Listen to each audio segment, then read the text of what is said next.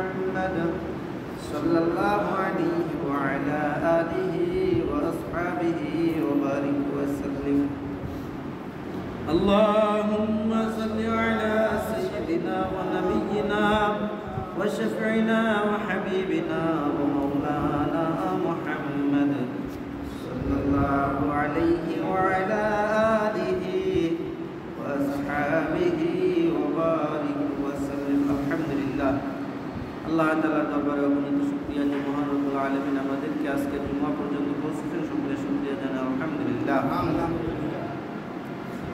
আজকের আলোচনার বিষয়বস্তু হলো চারিত্রিক সভ্যতা সম্পর্কে। চরিত্র সবাই আছে, সভ্যতা কিন্তু সবার নেই। চরিত্র সবাই আছে, সভ্যতা সবার নেই। চরিত্র সভ্য হইতে পারে, অসভ্য হইতে পারে। চরিত্র কি হইতে পারে? সভ্য হইতে পারে, অসভ্য হইতে পারে, অর্থাৎ ভালো হইতে পারে, মন্দ হইতে পারে। আল্লাহ পাক রব্বুল আলামিন কোরআনের মধ্যে বলেন,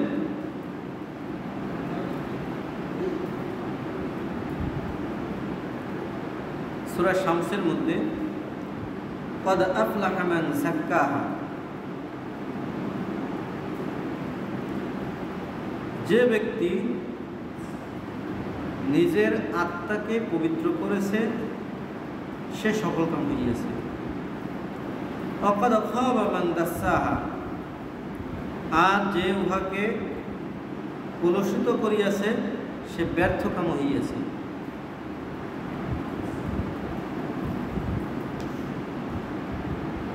রাসূল সাল্লাল্লাহু আলাইহি ওয়াসাল্লাম বলেন,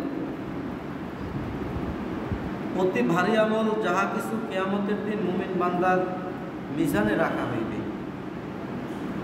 উহা হইবে তাহার সৎ স্বভাব। কথাটা কি বললেন? যে বড় আমল অর্থাৎ ওজনদার আমল কিয়ামতের দিন মিজানের পাল্লায় মুমিন বান্দা মিজানের পাল্লায় রাখা হবে, যা ওইটা হলো সৎ স্বভাব। কি স্বভাব? সৎ স্বভাব। নিশ্চয়ই আল্লাহ অনর্থক ও কুবাক্য ব্যয়কারীকে পছন্দ করেন না। যারা বেহুদ কথাবার্তা বলে, খারাপ কথাবার্তা বলে, তাদেরকে আল্লাহ তাআলা কি করেন না? পছন্দ করেন না। পছন্দ করেন না তার মানে কি বুঝলেন? পছন্দ করেন না মানেই তো হলো ভালো সহজ কথা। কিন্তু আমাদের সমাজে দেখা যায় এখন শতকরা 95 জন মানুষ হলো ভাষাগত দিক দিয়ে কুৎসিত ভাষা ব্যবহার করে। আপন লোকজনের সাথে, বন্ধু বান্ধবের সাথে,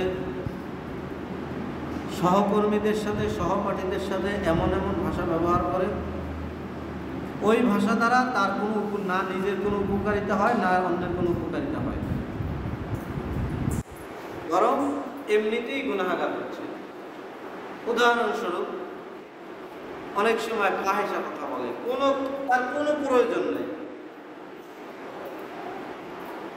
একটা ফাহিশা কথা কইয়ে ফেলাই। এই যে ফাহিশা কথাটা বললো, এর দ্বারা কার উপকারিতা হয়েছে বলেন?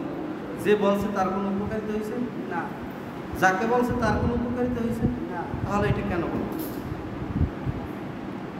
আর একটা দেখবেন তামাশার ছলেও মিথ্যা কথা বলে। তামাশার ছলেও কি বলে? এত ঘন ঘন যাওয়া যাবে না, সিসি এত ঘন ঘন যাওয়া যাবে না, বলছি না? আচ্ছা যাও যাও।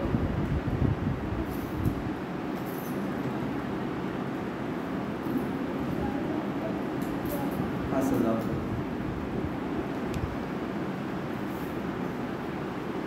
কি জানি বলতেছিলাম? মিথ্যা কথা। তামাশার ছলেও কি বলে? মিথ্যা কথা বলে। অথচ হাদিসের মধ্যে আসছে, পিছনের কোন জুমায় বলছিলাম যে রাসূল সাল্লাল্লাহু আলাইহি ওয়াসাল্লামের কাছে এক সাহাবা জিজ্ঞাসা করছেন, ইয়া রাসূলুল্লাহ, মুমিন কি ভীত হইতে পারে, অর্থাৎ ভয় পাইতে পারে? রাসূল সাল্লাল্লাহু আলাইহি ওয়াসাল্লাম বললেন, হ্যাঁ মুমিন ভয় পাইতে পারে, ভীতু হইতে পারে। আবার জিজ্ঞাসা করলেন, ইয়া রাসূলুল্লাহ সাল্লাল্লাহু আলাইহি ওয়াসাল্লাম, মুমিন কি কৃপণ হইতে পারে? কৃপণ মানে আমরা কই না কিপটা। রাসূল সাল্লাল্লাহু আলাইহি ওয়াসাল্লাম বললেন যে হ্যাঁ মুমিন কৃপণ হইতে পারে। তারপর আবার প্রশ্ন করলেন, ইয়া রাসূলুল্লাহ সাল্লাল্লাহু আলাইহি ওয়াসাল্লাম, মুমিন কি মিথ্যা বলতে পারে বা মিথ্যাবাদী হইতে পারে? রাসূল সাল্লাল্লাহু আলাইহি ওয়াসাল্লাম বললেন, মুমিন কখনোই মিথ্যাবাদী হইতে পারে না। কি বুঝলেন বলেন? অথচ আজকে বাচ্চাদের সাথেও সবচেয়ে বেশি মিথ্যা বলা হয়, বাচ্চাদের সাথে সবচেয়ে বেশি মিথ্যা বলা হয়। কিন্তু মিথ্যা বলতে হবে কেন বাচ্চা ঠান্ডা রাখতে? মিথ্যার আশ্রয়টা কেন নিতে হবে? এটা আমার সবচেয়ে বড় কথা। মিথ্যার আশ্রয়টা কেন নিতে হবে? এ আমার ছেলেরে আমি ডাইরেক্ট বলি সরাসরি, আর আম্মুকে নেবে আনে তেমন মুখ দিতে, আমি তো তোমার এগুলো বলার দরকার নেই, আমি সরাসরি করি না তোমার নিতে পারবো না, নেওয়া সম্ভব না, দিতে পারবো না, দেওয়া সম্ভব না। তার কি হবে? কি হয়তো তাৎক্ষণিক কাঁদবে কিছুক্ষণ, কিন্তু মিথ্যার আশ্রয় বড় হবে না। এটা সবচেয়ে বড় সমস্যা। কয়েক বা তাড়াতাড়ি ঘুমা, ভাবাইছে কোথায়? ভাবাইছে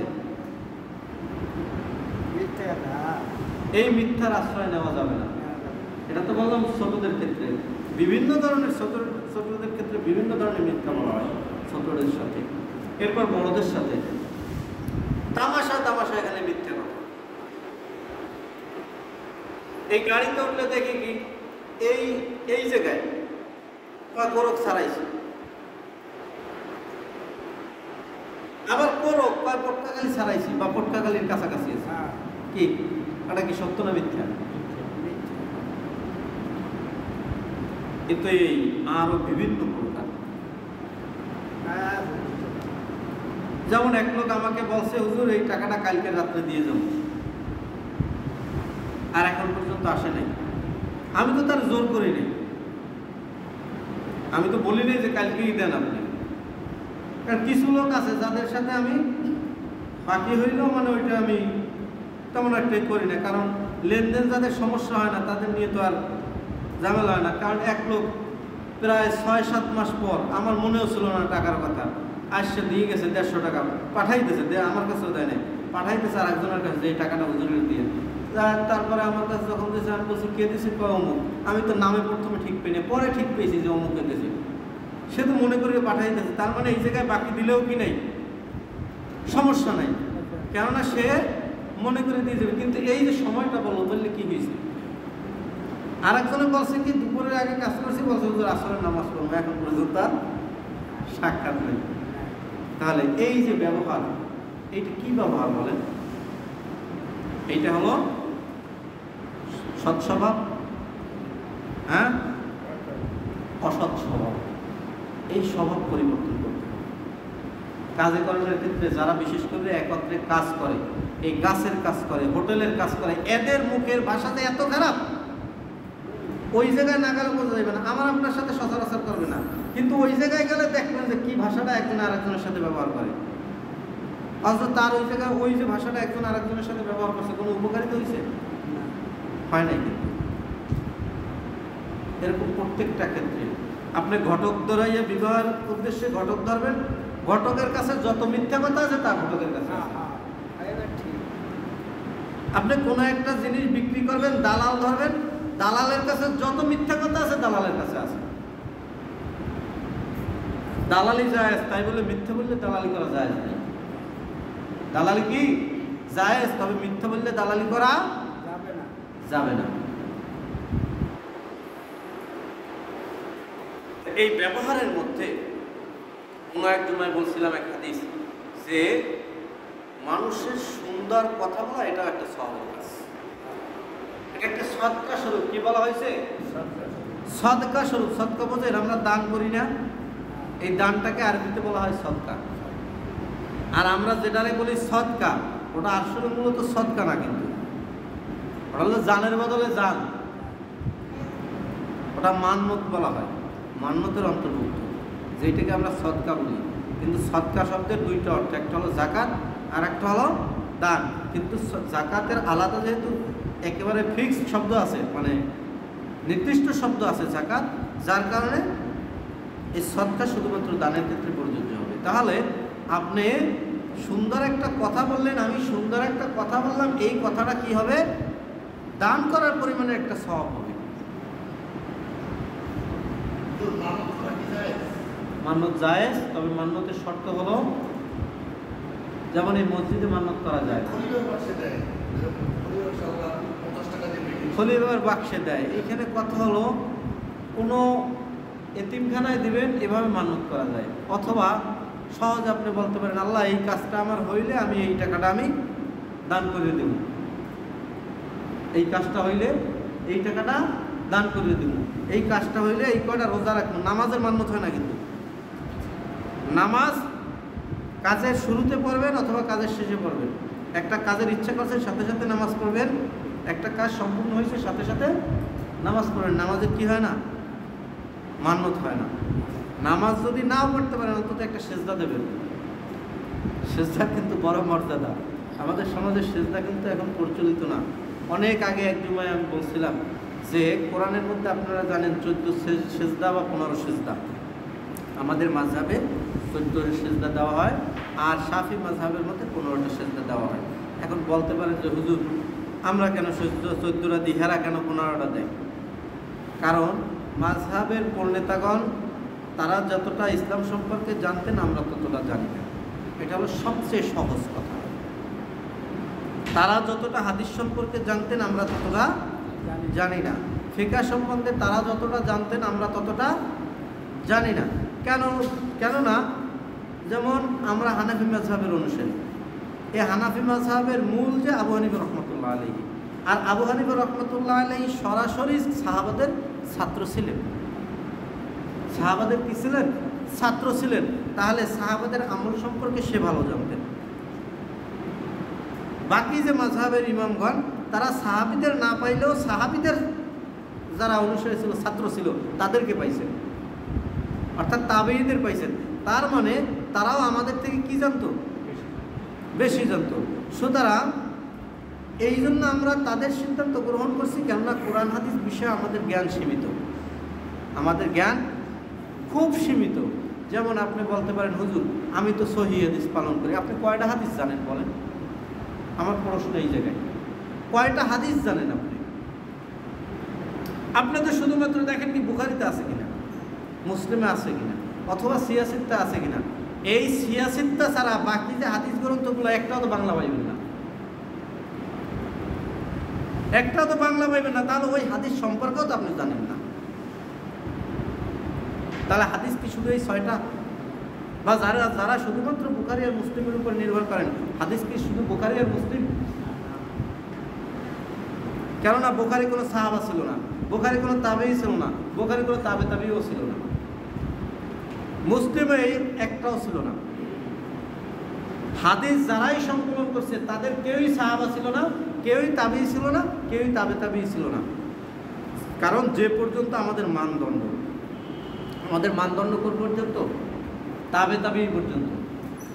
সাহাবী সরাসরি রাসূলকে দেখছেন, রাসূল থেকে আমল গ্রহণ করছেন। যেই সমস্ত সাহাবীরা রাসূলের জীবনে ছোট ছিলেন, একেবারে ছোট ছিলেন, কারণ সাহাবী তো ঈমান থাকা অবস্থায় রাসূলকে দেখছেন, অথবা রাসূলকে দেখার পরে ঈমান আনছেন। এই দুই শ্রেণী কি সাহাবী। তা সাহাবীদের যে সমস্ত সাহাবী ওই সময় ছোট ছিলেন, তারা অন্যান্য সাহাবী থেকে আমল শিখছেন। সাহাবী বুঝলাম তো। এরপর তাবি হলো রাসূলকে দেখেন নাই, কিন্তু সাহাবীদেরকে দেখছেন, সাহাবীদের থেকে আমল গ্রহণ করছেন। এরা হলো কি তাবি হলো এই তাবিঈদের যারা দেখছেন, তাবিঈদের থেকে আমল গ্রহণ করছেন। সহজ কথায় বুঝি। তাহলে হাদিস কিন্তু এই তাবি পর্যন্ত কিন্তু হাদিস সংকলন হয় নাই। হাদিসের আগে কিন্তু মাযহাব সংকলন হয়েছে। যে হুজুর এটা আবার কেমন কথা কইলেন? এই জন্য কিন্তু মাযহাব প্রসিদ্ধ। এই জন্য কি প্রসিদ্ধ? মাযহাব। দেখবেন পৃথিবীর প্রত্যেকটা রাষ্ট্রে এমন কোনো রাষ্ট্র নাই যে রাষ্ট্রে মাযহাব মানে না। আপনি বলতে পারবেন না যে মাযহাব মানে না। সৌদির কথা যদি বলেন, সৌদি কিন্তু হাম্বলি মাযহাবের অনুসারী। কোন মাযহাবের অনুসারী? হাম্বলি মাযহাবের অনুসারী। আপনি দেখবেন যারা বিশেষ করে ইন্টারনেট ব্যবহার করেন, ইন্টারনেটে সার্চ দেন, গুগলে দেখবেন ওখানে স্পষ্ট ভাষায় উল্লেখ আছে যে তারা হাম্বলি মাযহাবের অনুসারী। সৌদির ইমাম সাহেব যে আব্দুর রহমান আল সুদাইস, যে হলো সবচেয়ে প্রসিদ্ধ একজন কোরআনের হাফেজ, যার কোরআন তেলাওয়াত হলো সবচেয়ে বেশি প্রসিদ্ধ বাংলা মানে বিশ্বে, সে আব্দুর রহমান আল সুদাইসের নাম লেখে যখন সার্চ দেবেন উইকিপিডিয়ায় দেখবেন সে হাম্বলি মাযহাবের অনুসারী। শুধু সে না, সৌদির রাষ্ট্রীয় মাযহাব কি? হাম্বলি। আমাদের দেশে যারা কয় না মাযহাব মানা যাইবে না, কোরআন হাদিস থাকতে মাযহাব চলবে না, এই যারা কয় না, আপনি একটু ইতিহাস দেখবেন, এরাও ইতিহাস দেখবেন। এরা করে কি জানেন? বাংলাদেশে যখন সৌদিতে যায় পড়তে, মদিনা বিশ্ববিদ্যালয় পড়তে গেলে কিন্তু ওই জায়গায় লেখা লাগে সে কোন মাযহাবের অনুসারী। তখন এই চোরের দলেরা করে কি? লেখে মাযহাব হানাফি। লেখছে কি?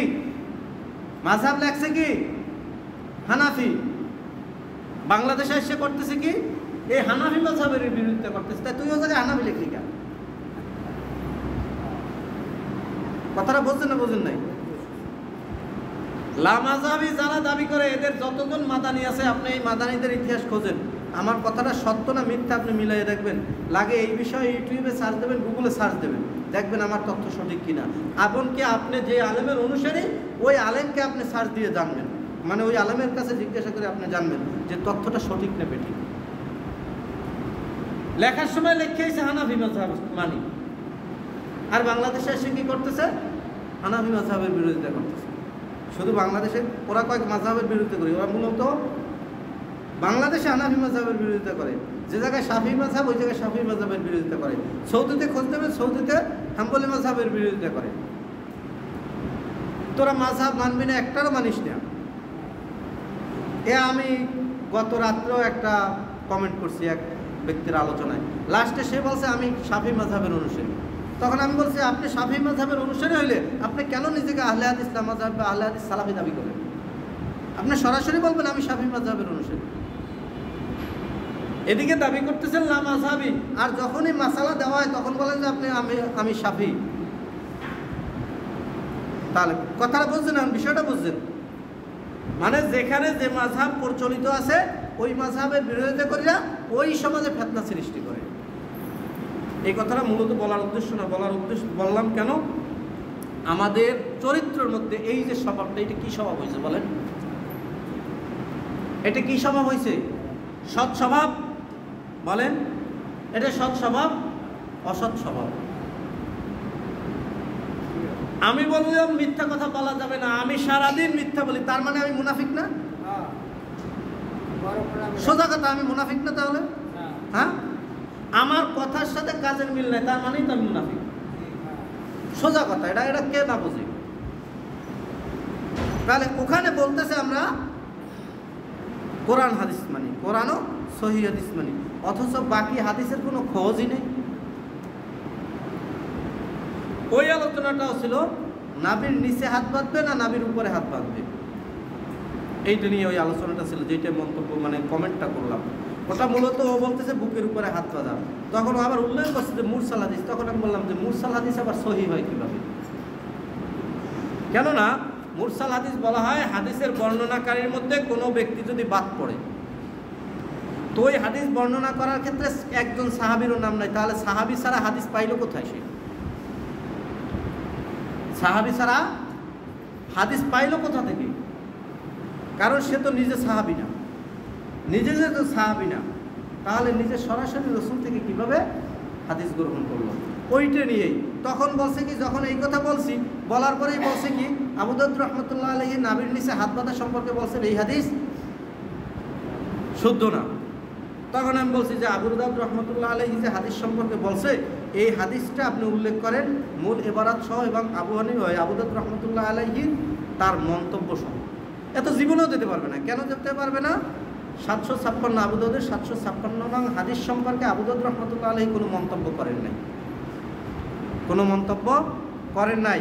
আর আবু দাউদ রাহমাতুল্লাহ আলাইহির হাদিস সম্পর্কে যদি ঘাটাঘাটি করা যায় তাহলে জানা যাবে যেই হাদিস আবু দাউদ রাহমাতুল্লাহ আলাইহির কাছে সম্পূর্ণ সহিহ ছিল ওই হাদিস সম্পর্কে সে কোনো মন্তব্য করে নাই।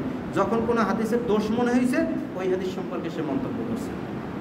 তাহলে এই হাদিস সম্পর্কে যেহেতু মন্তব্য করে নাই তাহলে হাদিসটা সহিহ গালা। তখন দেশে তিরমিজিরা একটা দলিল দিয়েছে, তা অথচ তিরমিজিও সেই কথাটা বলে নাই, তিরমিজিও সেই কথাটা বলে নাই। এখন যখন তিরমিজির কথা বলছে তখন আমি দিছি যে তাহলে তিরমিজির সেই হাদিস এইখানে প্রকাশ করে। কারণ ফেসবুকে একটা আলোচনা যদি কোনো গ্রুপে দেয়, গ্রুপে দিলে একটা গ্রুপের হাজার হাজার সদস্য আছে, এই হাজার হাজার সদস্য দেখতে পারে, এমনকি কোনো কোনো গ্রুপে লাখ লাখ সদস্য আছে, এই লাখ লাখ সদস্য দেখতে পারে। তো ওইখানে যে কমেন্টটা করছে এগুলো তো দেখছে, আর ওইখানেও দিতে পারেন এটাও তো দেখছে। তখন আমার বলতেছে যে আমি শাফি মাযহাবের অনুসারী। তখন আমি বললাম যে আপনি শাফি মাযহাবের অনুসারী, তাহলে আপনি সালাফি দাবি করেন কেন? কথাটা বুঝতে পারতেন। তা মূল কথা হলো যে এই যে দেখেন এখানে মূল কথা কি বলা হয়েছে, শব্দটা কিন্তু এমনই মনে আছে, অনর্থক ও কুবাক্য। অনর্থক ও কুবাক্য। কুবাক্য মানেই হলো অসৎ আচরণ। কুবাক্য মানেই কি? অসৎ আচরণ, মিথ্যার আশ্রয় নেওয়া, খারাপ কথা বলা। এই খারাপ কথা বলা থেকে আমাদের প্রত্যেককে বাঁচতে থাকতে হবে, মিথ্যা থেকে বাঁচতে থাকতে হবে। মিথ্যা থেকে কি করতে হবে? কারণ মোমেনের গুণের মধ্যে কি থাকতে পারে না? মিথ্যা থাকতে পারে না। মুনাফিকের আলামত তিনটা, এইটা বললেই আমি শেষ করব। আয়াতুল মুনাফিকের সালাস হাদিস, যে মুনাফিকের আলামত হলো তিনটা, লক্ষণ হলো তিনটা। কি? ইদা হাদ্দাসা কাযাবা, যখন সে কথা বলে তখন সে মিথ্যা বলে। ওয়াইদা ওয়াদা আখলাফা, যদি সে ওয়াদা করে তখন ওয়াদা সে ভঙ্গ করে। ওয়াইদা তুমিনা খন, তার কাছে যদি আমানত রাখা হয় সে খেয়ানত করে। তাহলে আমরা কি মুনাফিকের স্তরে যাব? মুমিনের স্তরে থাকবো। কোথায় থাকবো? আল্লাহ তাআলা আমাদের সকলকে সত্যকে গ্রহণ করার তৌফিক দান করুন, মিথ্যা থেকে বেঁচে থাকার তৌফিক দান করুন। সৎ আচরণ আমাদের সৎ স্বভাব এবং সৎ আচরণের মধ্যে অন্তর্ভুক্ত করে নেন, এবং অসৎ আচরণ এবং অসভ্য কাজ থেকে আমাদেরকে ফিরায় রাখেন। আমিন। ওয়া আখিরু দাওয়ানা আলহামদুলিল্লাহ।